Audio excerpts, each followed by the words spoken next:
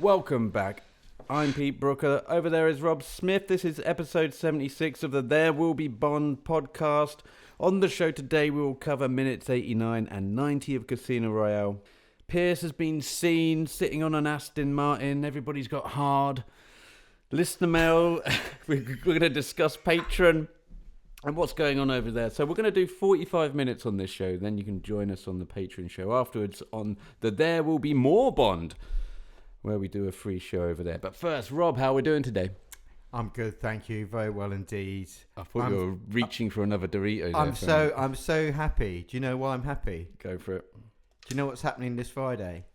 8:30. So the day after the pod comes out, Friday, 8:30 in the evening, Gardener's World is returning Jesus to Christ. BBC Two, which means spring is officially here. The garden is coming to life. Monty Don is back. I am so happy. I can't believe Gardener's World only happens during spring. Well, and no, summer. it's summer and autumn as well. It just doesn't happen in the winter because there's no gardening to do in the Yeah, winter. but there's still a garden out there. Yeah, it doesn't do anything. Can they not document what goes on in Well, the garden it's during just clearing winter? leaves, isn't it? All right. That's all you do in the winter. So you honestly watch Gardener's World? I love Gardener's World. I have a garden. Okay. I love garden. Why don't you watch Gardener's World? You have a garden. You should be watching it. Because I like Yellowstone. All fucking who 5 does the series of it. Who does the gardening Look, here? If Kevin Costner wanted to do Gardener's World, or if you got Nolan to direct one episode, I might just think about it. That's what they should do. They should have like celebrity Did you guests not like to- Nigel the dog? I mean, he was a national I icon. no idea what you're talking about. Robert. Nigel the dog. He was the Labrador who was Okay. always with Monty Don. He died, and there was a mass outpouring of grief up and down the country. There was. No wonder the Americans don't listen to this show. Rob. No one fucking has an idea of who. There's a book Norman the about dog is. Nigel the dog. Terry Bamber's got it. I gave it to my mum for Christmas. The whole nation loves Nigel the dog, or loved him. Okay. But no, Gardener's World. So this is, spring. It's wonderful. It's amazing. And it's like the birds were chirping at 4:30 this morning. They woke me up. It's proper dawn chorus. I actually thought, I've got another hour in bed before I need to get up. 5:30. That's nice. And then the sun sets at 1 minute to 6. So we're actually getting more than 12 hours of daylight now. It's amazing. It's wonderful. I mean, we've had such good weather, haven't we? Because we've been really blessed with sunshine for about 2 weeks. And it actually got warm at the weekend, didn't it? It was wonderful. I loved it so much. I actually got my classic cars out of the garage and took them out into the countryside. I went to a classic car breakfast meet at the pub. It was amazing. It's like everyone's smiling. So yeah, in answer to your question, Pete, I'm very well. I'm very happy. Well, you may have guessed that we're doing the weather on the free show this week. We moved it to the Patreon episode last week, and well, there was quite an outrage. In fact, even people wrote in on the Q&A when I asked, has anyone got any questions for us this week? 2 people asked, well, what's the weather like? So you have Thomas Felix Crichton and Nick Talks Bond wanted a weather report from you. Well, there you go. You see, it's not just boring as fuck. People do actually want an update. Well, it's got cold though, hasn't it? It has It's got cold. I think there's an Arctic blast coming. Yeah, I know. We've got another 2 weeks of that, and then it's going to get warm again. So it's okay. 23rd of March is going to be good. Okay. Well, I did have a gardener's story for you. Oh, yeah. Because when you said Gardener's World, I thought, oh, God, that is just real serendipity. Because, as you mentioned, I have a garden. You do. Anastasia A very and I nice garden. have a garden. But Anastasia is very, very picky about the garden. Oh, and about... So she should be. And about the people that are employed to work in the garden. So So you don't do it yourself. So you have a gardener. I do bits and bobs, but, you know, it's a fairly biggish garden to See handle on mine. oneself. Takes an hour to mow the lawn. Oh, God. See my fucking garden. Jesus Christ. Yeah, we'll do a garden I could be a villain. I've got a couple of million stashed away. We'll do and a garden off, shall we? And a big garden. Yeah. Well, okay, so this happened. All right. So Anastasia and I think we fired about 4 or 5 gardeners in our time because they just, I forget how many gardeners we fired because they just can't seem to, it's hard. It's actually genuinely hard to find good gardeners. I agree, actually. We hired our very first gardener we hired and they did half the garden. And I came out afterwards to go, well, this looks okay on this half, but what we're doing on the other side. And the guy goes, well, we never discussed the other side of the garden. I said, all right, do you think I'm insane enough to just ask you to do half the garden? And he goes, that's what we spoke about. I go, that's not what... Anyway, I ended up firing his ass. Oh, no. A lot of different gardeners, a lot of different problems. I've ended up firing about 4 or 5. Yesterday, walking Roger, I bump into one of the gardeners that I fired on the street. Because Chiswick's a relatively small place. Yeah. Right? This is embarrassing. And so I got blanked. Anyway, luckily, I had that moment. Also, have you ever had this where you see someone and you go, oh, hey, how are you doing? And then you remember, oh, fuck, we've fallen out. Yeah. You can't say hello. So anyway, I went through the motion of saying, oh, hello, and I kind of take my earphones out, and she went straight through me, like Swayze and Ghost. Just your card's been marked in Chiswick. Yeah, okay, so that was that. Had a worse one today. So walked out the front door, went a couple of paces down the road, and I saw this guy putting some like mulch bags into a white panel van. And I thought, gardener. Okay, so I said, hey man, look, question for you. We're looking for a gardener right about now. I don't suppose... And as he turned around, I realised I'd fired him too. Oh, no way. And then I had this really embarrassing exchange where I go, oh, I knew who you are. I think I know you. Have we met before? And did he know you? Yeah, he goes, yeah, I used to do garden. And, oh, my God. And you got rid of me. I was like, I said, look, Anastasia's just very precious about the garden. Yeah. when in doubt, just blame the other half. But how's that ever like 2 days in a row bumping into people that you've fired, basically? I mean, fired's a big word. I just haven't called them back and got them back. I mean, it's a sign. Maybe tomorrow when you're walking, Roger, you'll see someone else getting out of a gardening van, and you can go up to them and say, "Hey, I don't suppose you've got any gaps, have you?" Do you know what that just shows? I should just don't talk to strangers, people. Just keep on walking. Keep on walking. Don't bother anyone. But it's right what you say, because my parents had terrible trouble with gardeners. Terrible trouble. And, they'd light bonfires without asking permission and piss off all the neighbours. Then you'd have to go and ask them to put the bonfire out, and then they'd get all cross and thirst drop. And then we had another gardener for years and years and years. And I had to keep using him after my mum died because I felt obliged to. Didn't know how to use a hoe. He planted tulip bulbs under the window sill so they don't come up properly. I mean, how thick can you get? He was useless. And I used to say to Mum, why do you keep him? Why do you still use him? Oh, because he's reliable and I can trust him. He's trustworthy. That counts for a lot. He's good at sweeping, sweeps the leaves off the driveway. I was like, oh, for God's sake. So, yeah, thank God he retired a couple of years ago, and I've now got a decent gardener who helps me. Well, there's 3 of them. He's got 2 helpers. They come once a fortnight and help. All right, great.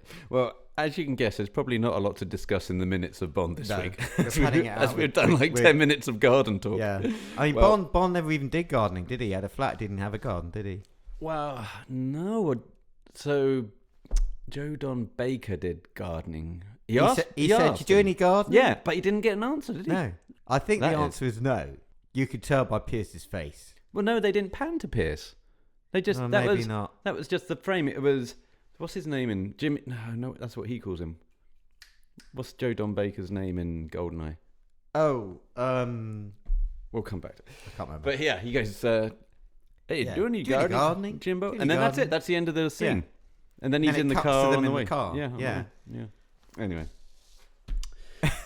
Well, we will get into the minutes of Casino Royale. We're covering 89 and 90, but we did have Anything Bondian, another mutual Anything Bondian this week, right, Rob? So we 2 weeks in a row. Right, we had a screening of A View to a Kill at my place. We did. Anastasia was away for work. We went for cocktails, half-price cocktails. Half-price cocktails, yes. Yeah. So that's Bondian. Yeah. I had a mojito. You did have so you had the most Bondian drink. I did. Yeah.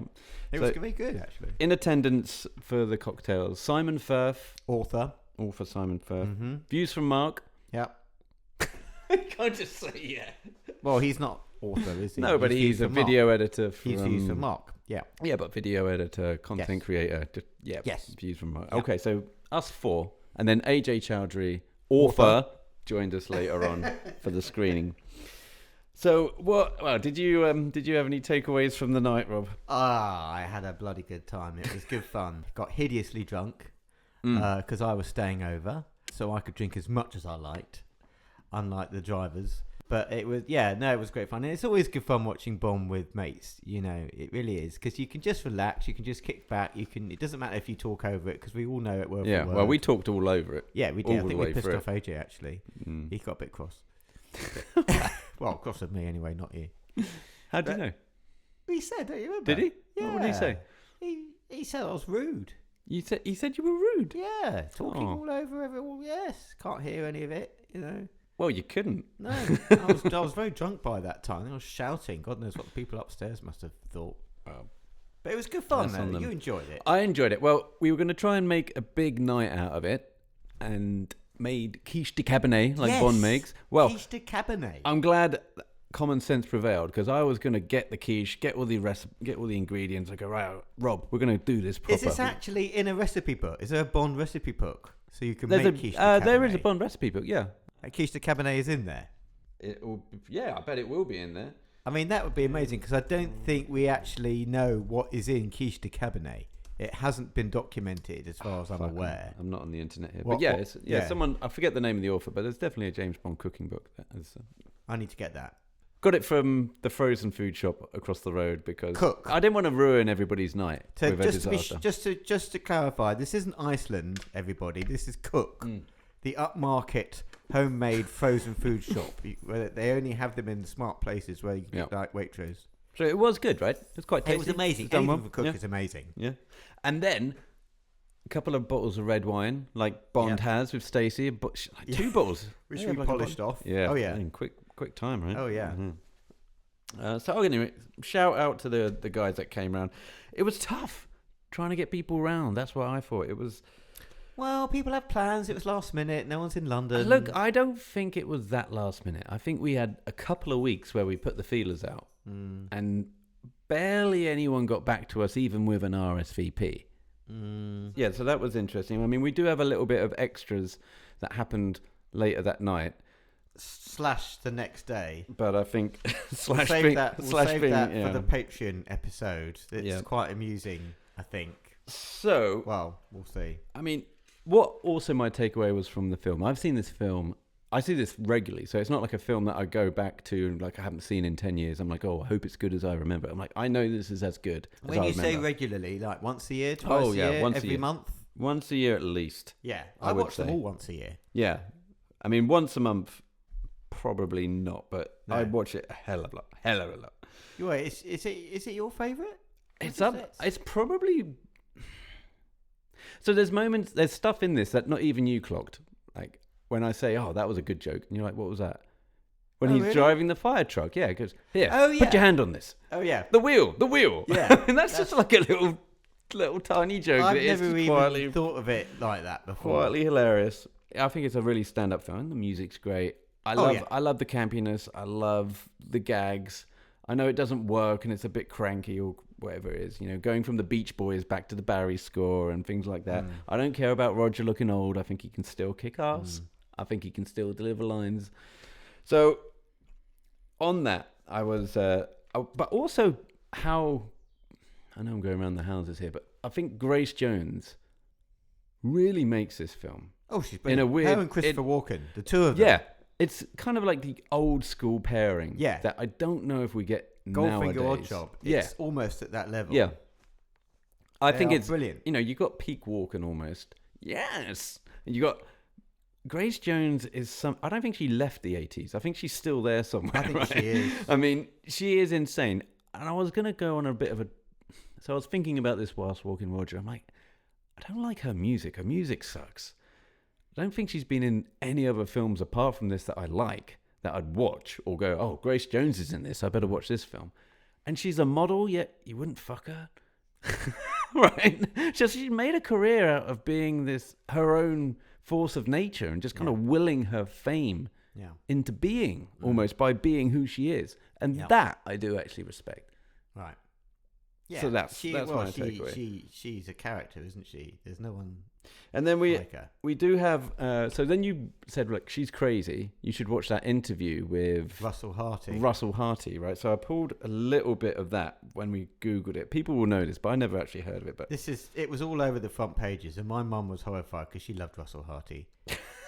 She was like that crazy woman, like hitting him on his show. Yeah. All right. Let's see if I can play. I don't know what I've got here saved. Let's see if I can play this. I don't know if it's going to work. Just to fill in the blank, she's said that she was tired in this interview.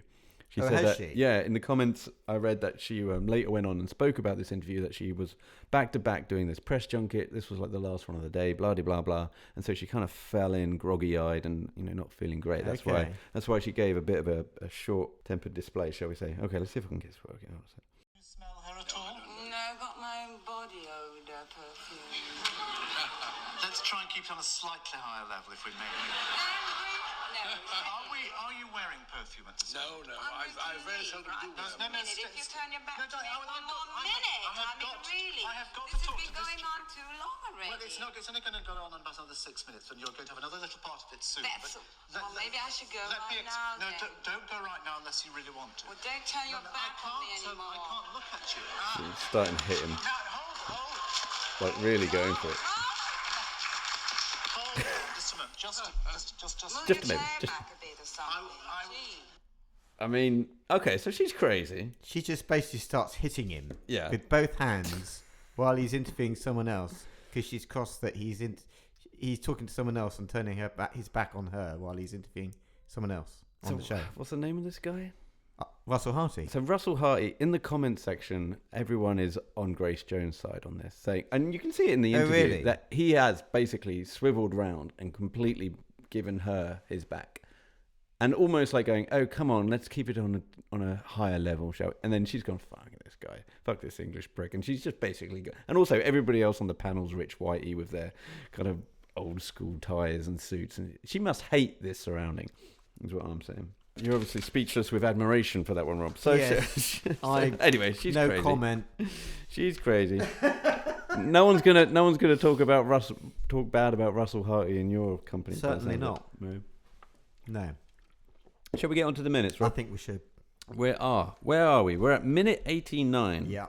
Well, Bond, Felix, and Lashif, they're at the table. They are at the table, yeah. The river we is stopped right in down. the middle of the game, didn't we? And the bet is on Felix, even though we don't know it's Felix yet. And we're going to pick it up here, and we'll see you on the other side of this. Seems someone knows something I don't. Fold. Heads up, gentlemen. It's up to you.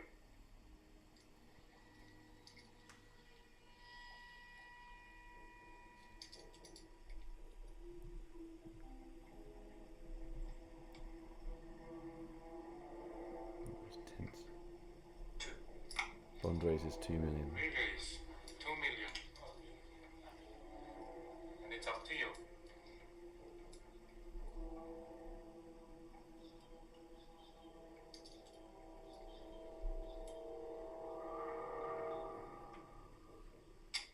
On the letter.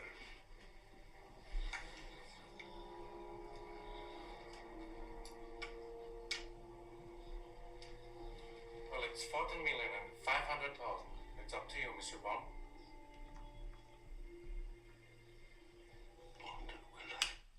Oh, Rob, just got it there. Well, not the most happening of minutes, but there is no doubt that the film is only centering on Bond and Lashif. I mean, I know Felix is kind of folded, but even the cameraman, you get the sense that this is just two guys going mono a mono, right? Completely. Facing off each Yeah. other. So what were your takeaways, if any?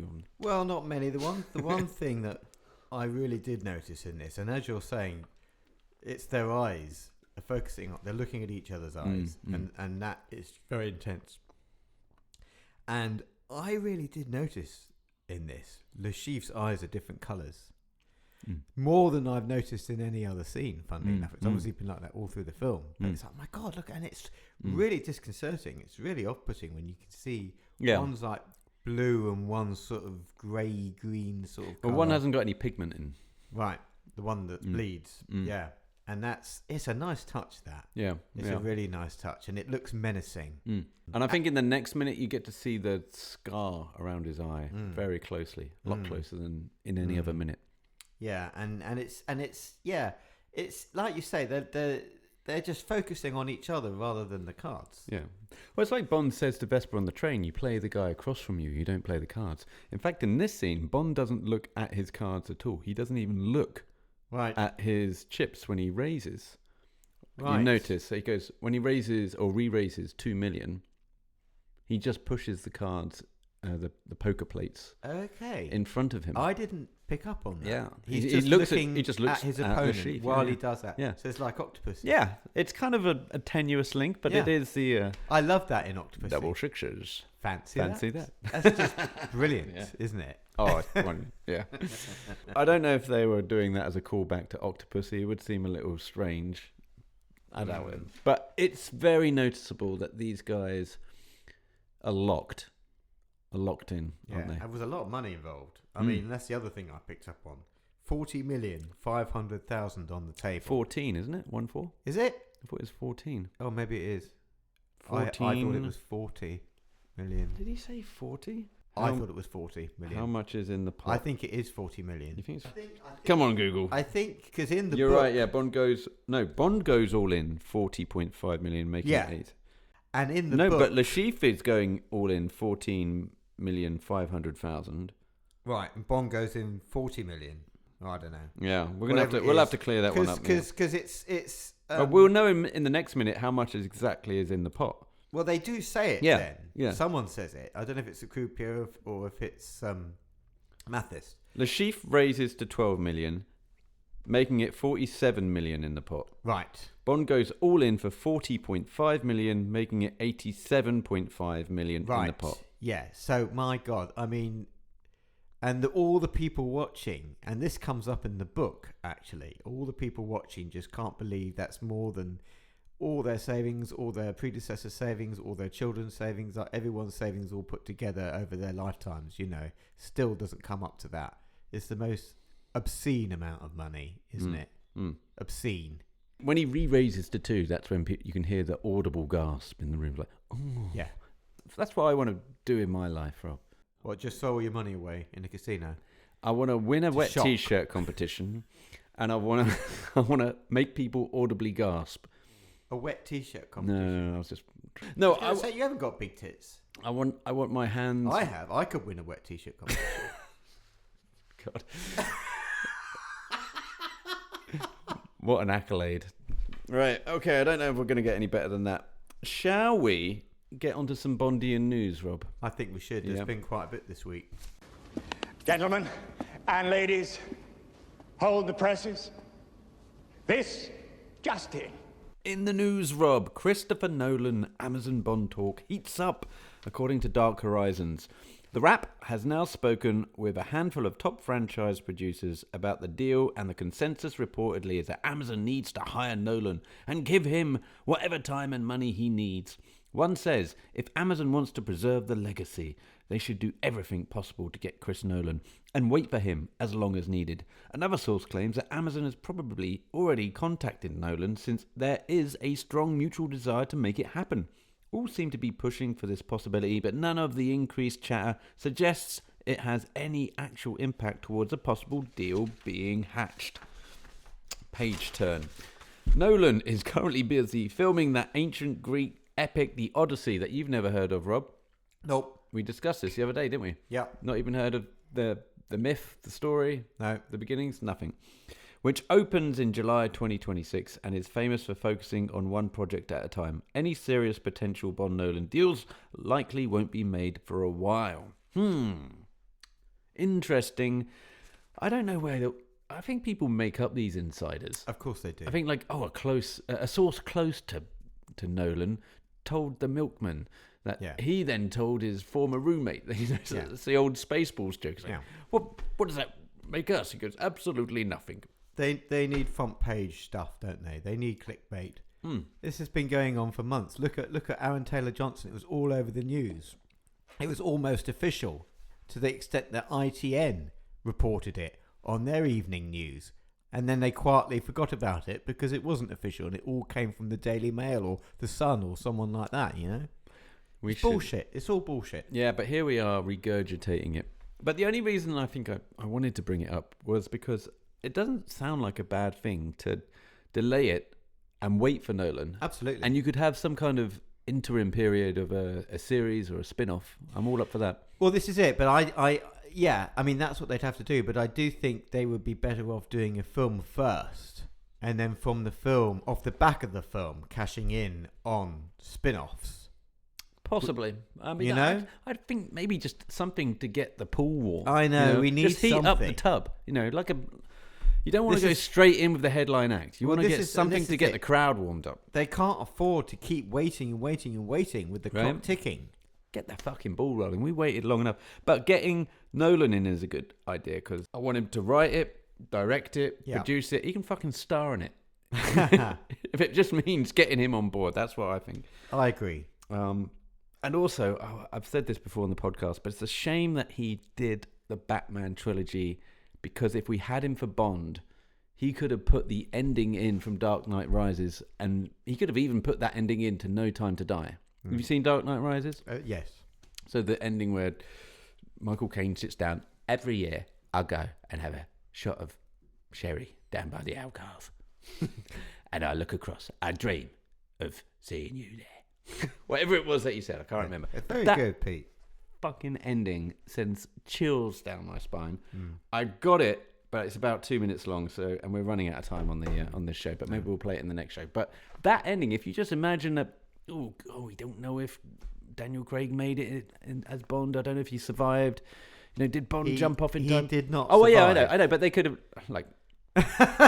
but they could have done something where, you know, so you have Morgan Freeman in the background going, "Oh, I wish there was something I could have done. Just tell me what software patch I could have done." And the guy goes, "Oh, it was already fixed. It was updated by Bruce Wayne." And he goes, "Oh, that guy."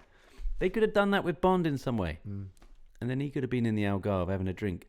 But you know Well, what I'm getting at? Yeah, and I mean, it's no secret that Nolan's a big Bond fan. He's made it perfectly clear he's wanted to do it for a long time, but he has to have full control. And that's the thing he never had with Barbara and Michael. They don't want them to have full control like he did, like an auteur does, like Hitchcock, you know? And now that's no longer the case. So there is a real chance that we could get him, and everyone wants it. We want it, the fans want it, most of us do. It's going to be a long film, but the last one was bloody long. As long as it's a good film, you know? So we'll wait and see. I mean, I'd be very happy if we got him. That would be amazing. We'll just have to wait and see. I mean, I do want him to do a trilogy, though. I don't just want him to do like a 90-minute. Can you imagine if after all this time Nolan comes back and does the shortest Bond film ever, a one-off, and goes, "Oh, I'm done. I'm all out of Shorter ideas." than Quantum. Yeah. But I think, if he did a trilogy, that would be cool. But I don't want it to be all fucking emotional arc like we had before. We've got to move away from that now. We've got to have some fun. There was no arc before. That's the problem. Purvis and Wade didn't do an arc. They retrofitted everything. Yeah, I as know. They But went. they made out they did, and it was a bloody saga, wasn't it? The whole thing. And they should be standalone, entertaining films. And I think that's what everyone wants to go back to. And as long as Nolan's up for that stipulation, that criteria, then make as many as you like. Go for it. We're banging the table quite a bit. We're getting heated, aren't we? We are. Yeah. Well, you know, it's passionate stuff, this. Passionate stuff, yep. Pierce, talking of passion, Pierce Brosnan and the Vanquish from Die Another Day meet again after all these years. And this has been all over the news. This is You can probably actually see it. You can see it. This is palpable. It's not invisible. Yeah.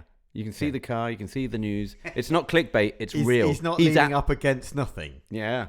They didn't superimpose a fucking larder in the background. Well, so a little blurb on this. Icons reunited. Pierce Brosnan and the legendary Vanquish from Die Another Day meet again after more than 20 years at Aston Martin's Gaydon HQ. Brosnan owned a V12 Vanquish but lost it in a garage fire at his home in Malibu in 2015. Remember that story? He told that story. Yeah. It was on the GoldenEye watch-along. Did you watch that? Yeah. I didn't see it. I heard about it. And he said the only things that survived were the two plates, like the plaques. That's And I think terrible. to Pierce from Barbara or some shit. Wow, that's tragic. Yeah, so it says the only remnant of the vehicle he kept was the plate embossed with his name. Were you excited by these photos? I was. A lot of other people were. This is obviously a clever marketing strategy by Aston Martin, isn't it? They're like, ooh, who can we get to promote our car? What can we do to get our car seen? And Pierce just says yes to everything these days, doesn't he? Yeah. He said it doesn't matter what shit it is, he's in it. And the fact that he was in these pictures, it was all over the press. And he did an interview with the Sunday Telegraph at the weekend saying, well, first of all, he said he doesn't think that Bond should be American. That was headline news. And I agree with him on that. But he also said that he would be... Did he actually say he'd be interested in coming back? I think he did. I think there was something that he said, I wouldn't say no, but it would have to be right. Yeah. Something along those lines. And then he said, I think I'm a bit too old now. And we Need some to fresh get some blood. youth in. Yeah, we need But some then fresh there was a whole explosion on social media about that. All the Bond forums went crazy discussing this. What if he came back? Or you could de-age him, like they did with Indiana Jones. All of this stuff. Or you could have him in his 70s as he is now, mentoring a younger agent. Or, and now I would be down with this potentially, he could come back as a cameo, maybe playing M. No. Someone like that. That's been mooted. So you wouldn't be down with that then, Pierce playing M. No. I don't like any of that. I don't like Maud Adams coming back in fucking Octopussy. Well, That's how much I don't like that. Yeah, she's a different character though. Yeah, but it's still... I mean, come on. Yeah. There's enough actors around. Yeah. It would be way too jarring. Yeah, so it takes you out of the film then. Completely. So you wouldn't have liked Sean being in Skyfall then? I Instead would of have. Albert Finney. I would have. I am nothing but a contradiction. But I do like the idea of Sean Connery coming back in the Bond film. I think that would have been cool because it was Scotland. Yeah, and the Daniel Craig films have got nothing to do with the other films. True. And the fact that you have him there, it's like, oh, that's quite nice actually. I would have liked that. A lot of people will say, no, it take you out of the film, it's shit, it's harking back to these movies, they shouldn't have to do that. But I would have liked that, personally. I would have loved to have seen Sean come back as whatever in any film, because by that time he had long retired. He ain't done... Yeah, and he didn't look like he did in Diamonds Are Forever or any of the other films. He was bald, had a moustache. He looked totally different, but he was still recognisable as Sean. So here's my thoughts. You have to be careful what you wish for when it comes to this sort of shit, because you have this all the time. It's like, oh, wouldn't it be great if we had Sylvester Stallone and Schwarzenegger and Bruce Willis all come back, or Stallone can fight Drago again.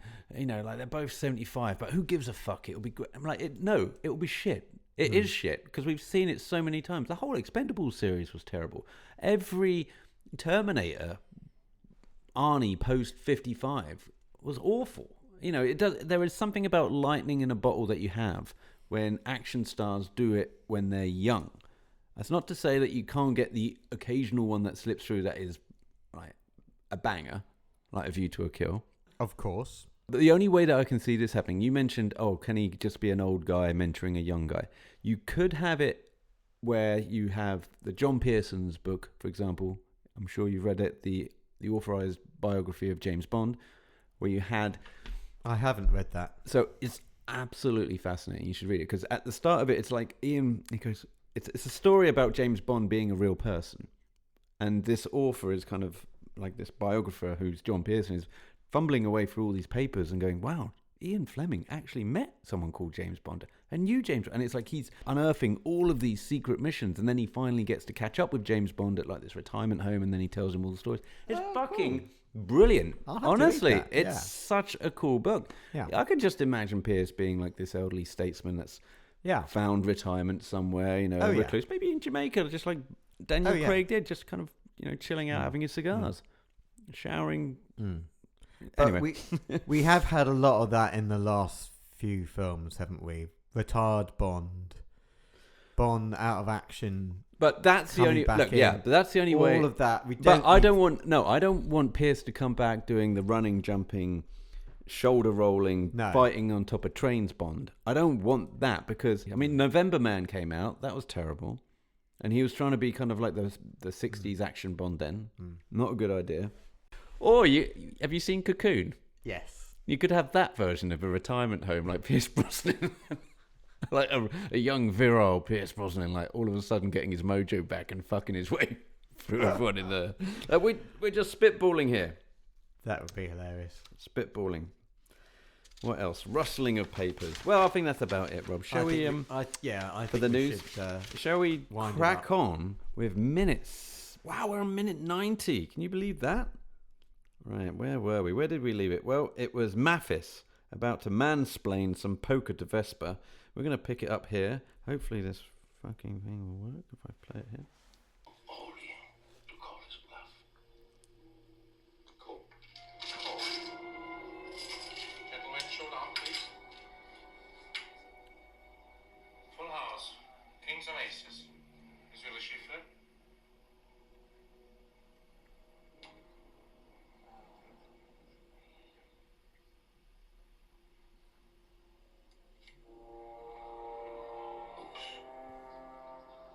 It's 4 checks. Monsieur le chiffre wins.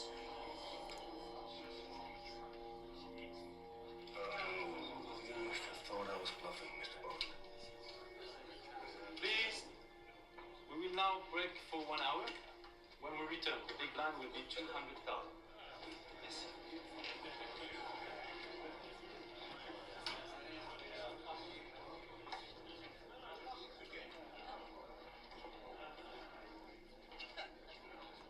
Oh, yeah, got it. Nailed it, Rob. How about that? So, everybody's filed out the room. Bond is a little pissed off, obviously. He's just sat there, all on his Todd. This was a bigger minute than the last minute, I feel, Rob. What were your thoughts? Well, I only have an extra line of text compared to my 2 lines from the last minute, but Not you many obviously notes. got more out of it than I did. I mean, I picked up on the... I'm assuming all those spectators, who are these people? Are they friends and family of the players? Or are they just random people who happen to be in the casino? I think they're just lucky extras that get the call to be in these sort of films and can then say, I was in a... But I like... Some of them are moving around. You know, you can see them as Vesper is talking to... Or Mathis is doing all the exposition. Yeah. People are moving around in the background and then moving forward and going, oh, what's going on here? Yeah. And like, there's a guy explaining something else to a chick there. I'm like, if I was the director, I'd be like, could you just fucking stay still for a minute?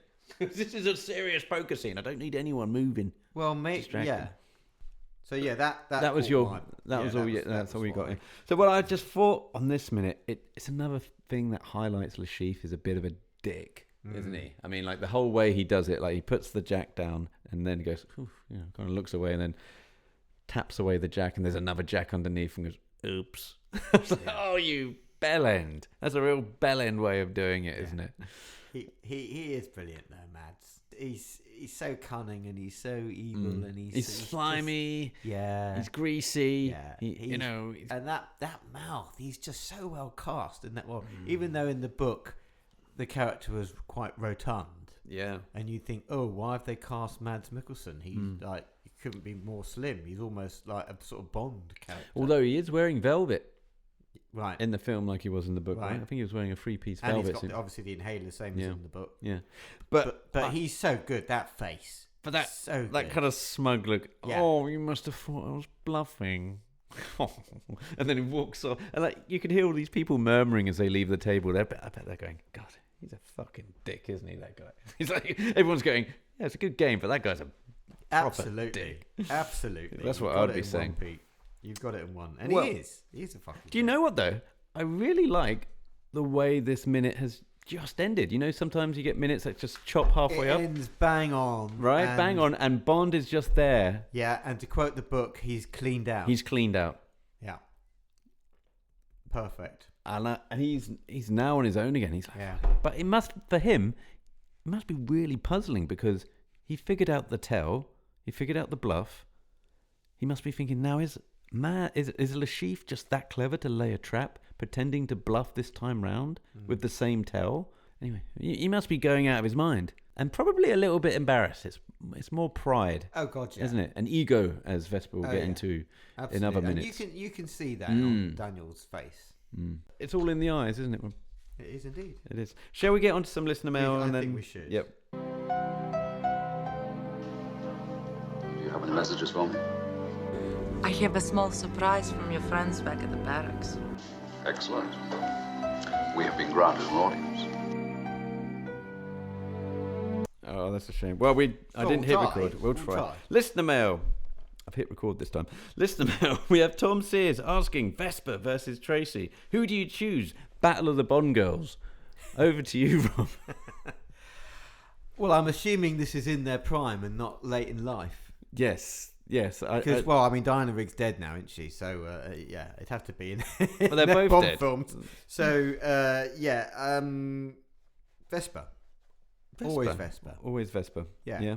Because I physically, she's my number one. Bumps the desk on that one. Physically. And also, as a strong female character, she's probably number one as well. Well, there are others as well, like Pussy Galore and Tracy, who are very strong, who I love as characters. But because Vesper's got both of that tied up, I find her more attractive than Diana Rigg. Put it that way. I'm not saying Diana Rigg is unattractive. She's gorgeous. But Eva Green has the edge for me, personally. What about you? So, I think... So, is it JBR that did all the Battle of the Bond girls back in the day? And then it's like, through to the next round. Who would you rather have? Went on for months. Yeah, and then some people go, well, you got to think about... she's a strong character. She can fight off henchmen and Blofeld's henchmen. And then you got Vesper over there. She can help you with your tax returns. I'm like, well, that's actually... I think I can do with some of that shit right now, I could do with a girl that's good on Sage or whatever accounting software she might be using. Right? But you shouldn't be giving Vesper your bloody tax returns to do. You should do that your bloody self. Yeah, but I do it myself. That's why it takes... I could do with some backup. Okay, fair enough. Yeah, I could see she could come in handy there. She could advise. I think Tracy would be high maintenance. Oh, God, she'd be a nightmare. You'd be bled dry. Yeah. She spends money she doesn't have. Also, she'd be betting with money you wouldn't have. You next time you walk into the bookies, you'd be like, oh, yeah. Your old wife was in here the other night. She fucking she put 20 grand down on a three-legged horse. Guess what? Didn't come in. Oh, that fucking woman. Yeah, could you imagine? It's just as well she got killed, really, wasn't she? Because Bond would be bankrupt otherwise. Oh, I think. Yeah. No, so I think practicality-wise, I would go for Vesper. Yeah. I think having someone that's good with numbers vital for this stage of our game in our late 40s, Rob, wouldn't you say? Yeah. Right, David Zrisky writes in, and he's asked why Rob is not interested in coming onto my channel to talk about his fitness journey. Rob. He's asked me that 3 times. Right. Privately. He's now asking it on the podcast. I'm going to have to give well, the we same know we need answer. No, but we need our audience.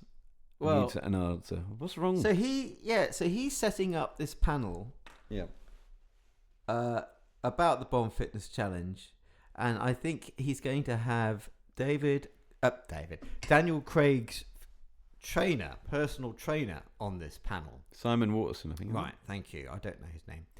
And he wants various people talking about their journey, in inverted commas, on the Bond Fitness Challenge. And he very kindly asked me if I'd be interested in being on the panel, but I had to say I personally would not like to discuss my weight in public. I think it's quite a personal thing, and I don't feel comfortable talking about my journey, in inverted commas, on a panel with people. It's a private thing that I just want to do with myself.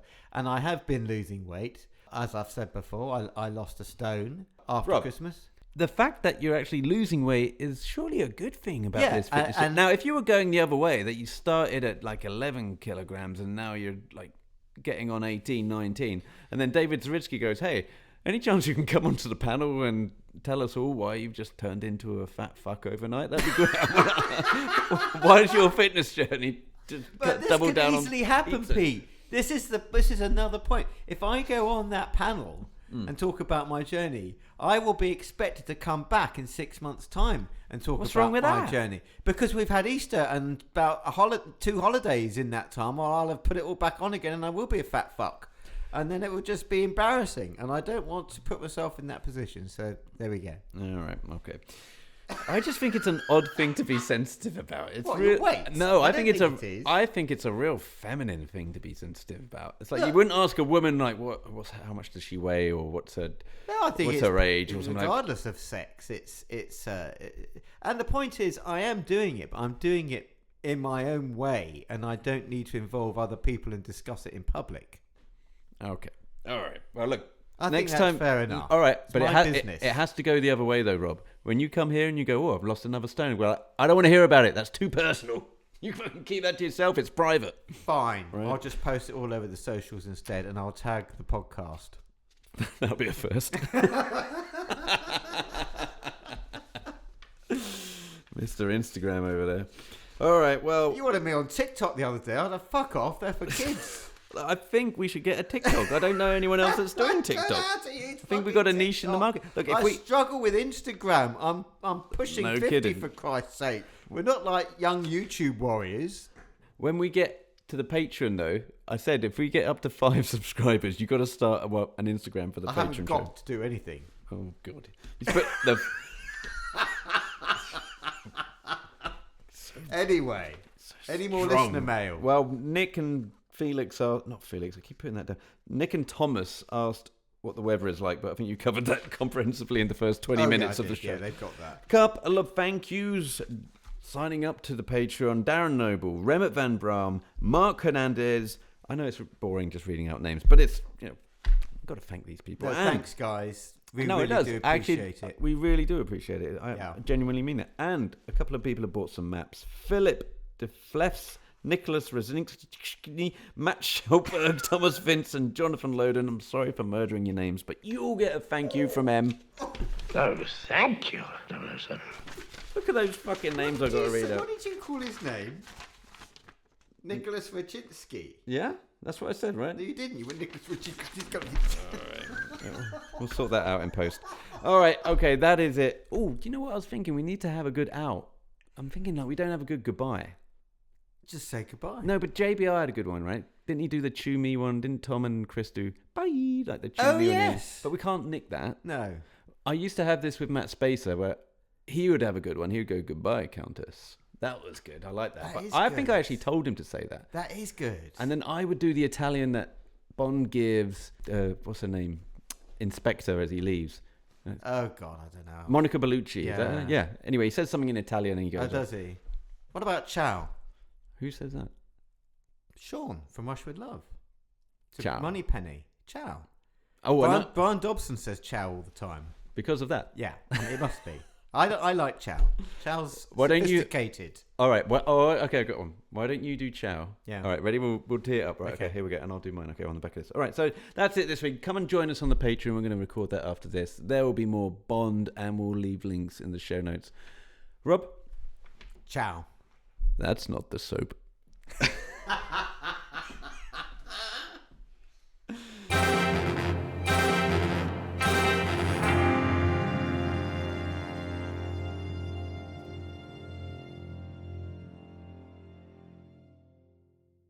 Okay. Because you want to look professional. Yeah. All right. I'm just adding a little bit on at the end here because Rob told me that I forgot to tell people why they should sign up to Patreon.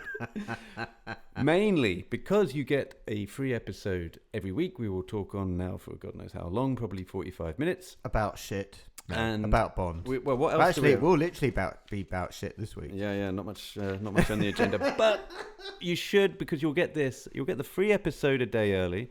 You'll also get the YouTube videos that we'll be doing reviews of books, some travel locations. We've got a couple of those in the tank. You'll be getting those videos a month early before they get put out to the public. And generally a decent place to hang out, maybe. Yeah. If you enjoy listening to our pod and you want some more, then sign up to There Will Be More Bond on the Patreon. Yep. And you'll get a little bit more every week, a bit more love. Very and, you know, if you like what you hear, you like hanging out with us and just want to show some support, we would really appreciate it. So thank you. No, it's not that. You don't say come and support. You say come and join us. Okay. Because it sounds like we're needy. You say support. Please prop me up. Show us some support. No, it's like, hey, come and join us. Join Yeah, the because this is where the party is. Yeah, exactly. Cool. So this show is brought to you by Wild and Heart and Prop Store. Prop Store, I'm sure you know, propstore.com. You can go and check out the links to all the lots, the James Bond lots and other memorabilia there. I'll leave a link in the show notes for you. And wildandheart.co.uk, my favourite razor brand. I'm telling you, I've got one. I take it everywhere I go, WH20, to get 20% off. That's wildandheart.co.uk. Thank you, guys. Support them. They're supporting us.